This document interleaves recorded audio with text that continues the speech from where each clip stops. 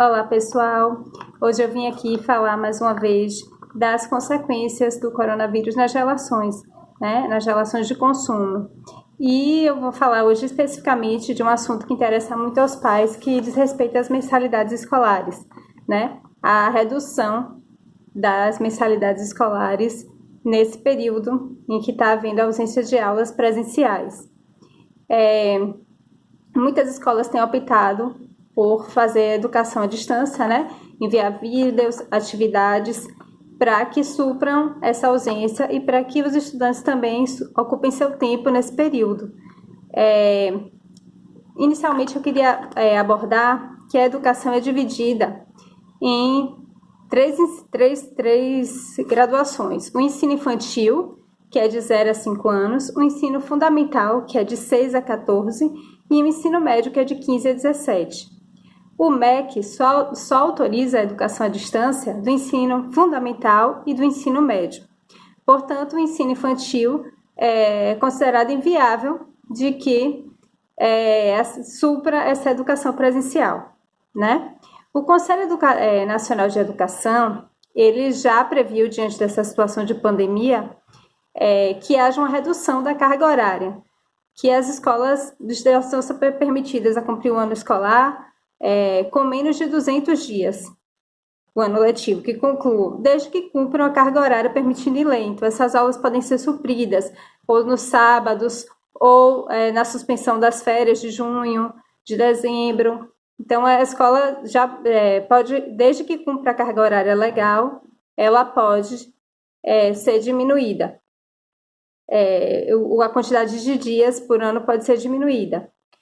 Bom, eu vou falar um pouquinho dos que defendem a manutenção da integralidade da escola. A Secretaria Nacional de Educação, através da Nota Formativa 14 de 2020, já havia se manifestado favorável à manutenção da integralidade desde que a escola pudesse suprir essas aulas de alguma forma, ou depois, né, com a reposição das aulas, ou por meio das plataformas digitais, por meio das aulas online e dos exercícios online. Um dos argumentos principais é que nós pagamos uma anuidade, que na verdade essas mensalidades que a escola concedem são para beneficiar o consumidor e para facilitar nosso pagamento. Embora alguns pais prefiram pagar a anuidade completa, com desconto ou não, mas a gente paga pela anuidade, e essa anuidade é parcelada como uma forma de benesse ao consumidor. Então, na verdade, se esse ensino for suprido de outra forma, não deve haver essa redução. Esse é o entendimento deles. Bom, salvo raríssimas exceções, né? Como nas creches, em que não dá para realmente haver essa reposição de outra forma. E aí eles falam também muito nessa reposição das aulas online, dos custos que a escola tem para manter essas plataformas digitais, do trabalho dos professores em fazer essas aulas, em preparar essas aulas online. Então, eles têm que pedem para que se considere essa questão, pede para que se considere também os custos que as escolas devem ter com a manutenção do salário dos professores que precisam para sobreviver, com os custos da escola, da manutenção do imóvel, né? Então, e o risco também de comprometer a prestação do serviço, porque com o cancelamento das aulas do contrato de escolar de alguns pais, a escola vai ficar com menos recursos. E isso pode comprometer a qualidade do serviço para os outros consumidores.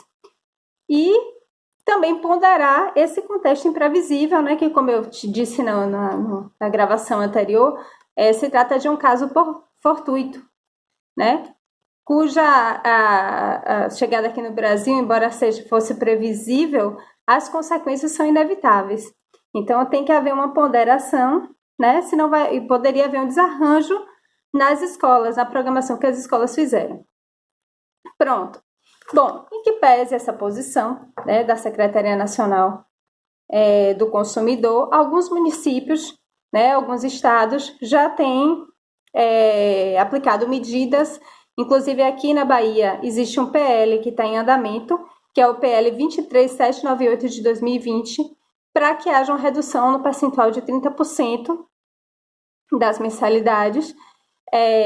Então, muitos já têm, inclusive, aplicação, já estão aplicando essa redução. Muitas escolas, por si só, já têm tomado essas iniciativas, né? Algumas não no percentual de 30%, mas no percentual de 15% nos meses, para que haja uma flexibilização nessa situação, né? E assim, o argumento de todos que defendem que haja esse abatimento é, primeiro, o custo de uma aula online seria menor do que o custo de uma aula presencial, né? O gasto de luz, o gasto na manutenção do imóvel é bem menor, em que pese a manutenção do salário dos professores, e também porque as escolas têm muito mais a perder com as demandas judiciais que podem vir a ocorrer posteriormente, do que se elas realmente agora se disponibilizarem a fazer um acordo com os consumidores.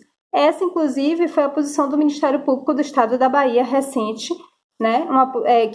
Não se trata de uma imposição, né? Até que o Estado da Bahia venha a aprovar esse PL que está em tramitação, que para haver essa aprovação do PL tem que passar pelo Congresso, pela Assembleia Legislativa do Estado da Bahia, tem que haver a sanção do governador do Estado, então ainda está em andamento.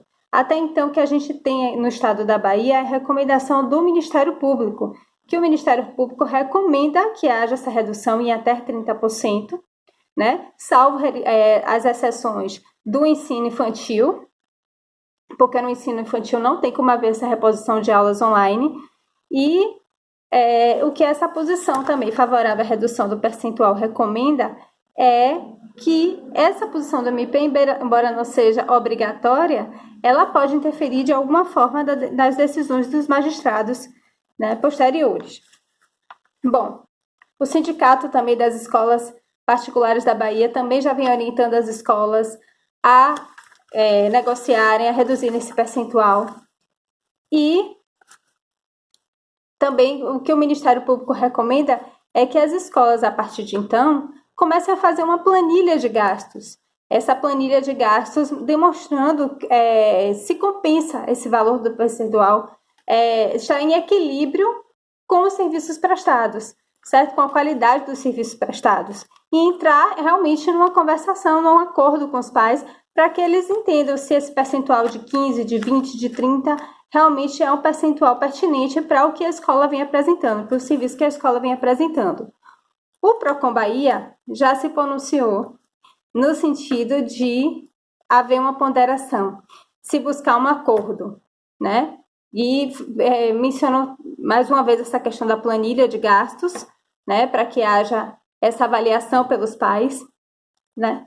Deixando claro que se houver uma dificuldade de negociar, o consumidor pode procurar o Procon Bahia para interceder, pode também procurar as câmaras de mediação extrajudicial, desde que e denunciar também ao Procon para que o Procon tome uma atitude, né? Porque o que eu vejo também muitos pais reclamando é essa inviabilidade de comunicação com a escola, porque a escola geralmente não está funcionando fisicamente, então não tem um número de contato e fica difícil essa negociação. Essa negociação está sendo por e-mail, por WhatsApp, por Instagram, pelas redes sociais, mas é importante que a escola mantenha um canal ativo de comunicação, dê um telefone fixo, seja acessível na resposta do WhatsApp, mantenha agilidade na resposta das próprias redes sociais e mantenha esse canal de diálogo realmente com o consumidor, né? Minha opinião é essa,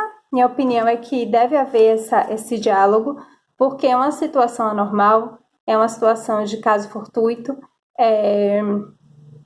e minha opinião principalmente com relação ao ensino infantil, porque o ensino infantil, até para os que são favoráveis à manutenção da integralidade das mensalidades, eles reconhecem que o ensino infantil é inviável que haja supressão dessas aulas, que de fato deveria haver uma suspensão e que se de fato for realmente muito prejudicial à instituição de ensino, que ela exponha essa situação para o consumidor, que ela exponha essa situação aos pais e que faça pelo menos um percentual diferenciado para as crianças dessa idade, que não queiram, de certa forma, cancelar o ano letivo, né?